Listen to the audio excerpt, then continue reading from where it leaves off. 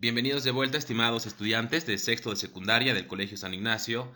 A continuación, vamos a seguir estudiando el tema de dominio y rango de una función y vamos a ver ahora particularmente las reglas para hallar dominios de diferentes tipos de funciones. Entonces, vamos a empezar analizando el caso de tener una función polinómica sin denominador. Serían las funciones de este tipo: f de x igual a sub n por x a la n, más menos a sub n menos 1 por x a la n menos 1, más menos a sub 2 por x al cuadrado, más menos a sub 1 por x, más menos a sub 0.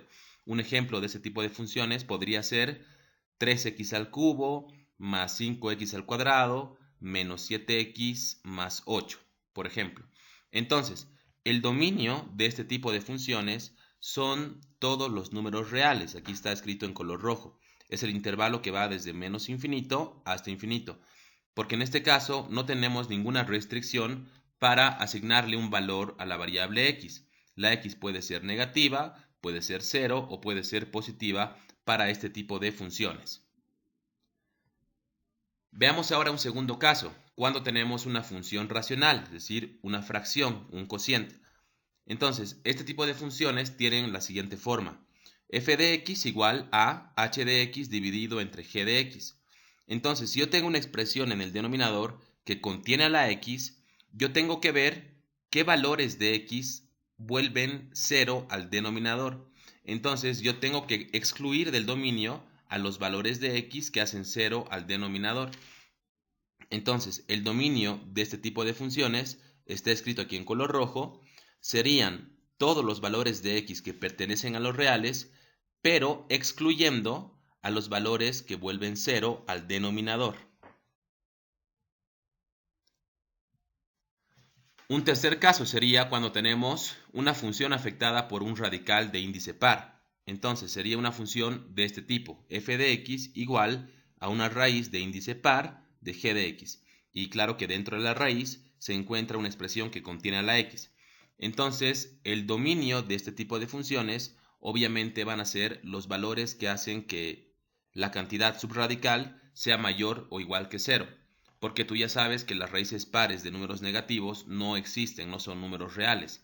Entonces, el dominio de este tipo de funciones son todos los valores de x tal que la expresión subradical g de x sea mayor o igual que 0. El cuarto caso sería cuando tenemos una función afectada por un logaritmo de base cualquiera.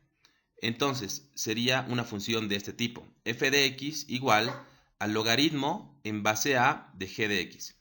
Y también tú ya sabes que los logaritmos de números negativos no existen. Por lo tanto, para que esta función exista, entonces el argumento del logaritmo, esta g de x, tiene que ser mayor que 0. Porque tampoco existe el logaritmo de 0. En este caso ya no ponemos el mayor o igual, porque el logaritmo de 0 tampoco existe. Entonces, el dominio de este tipo de funciones son todos los valores de x, tal que el argumento del logaritmo sea mayor que 0. En el caso que la x también estuviera presente en la base del logaritmo, entonces también tendrías que poner la condición de que esta expresión que está en la base también tendría que ser mayor que 0, porque tampoco hay logaritmos con bases negativas. Y para terminar, como quinto caso, tenemos a las funciones afectadas por funciones trigonométricas inversas.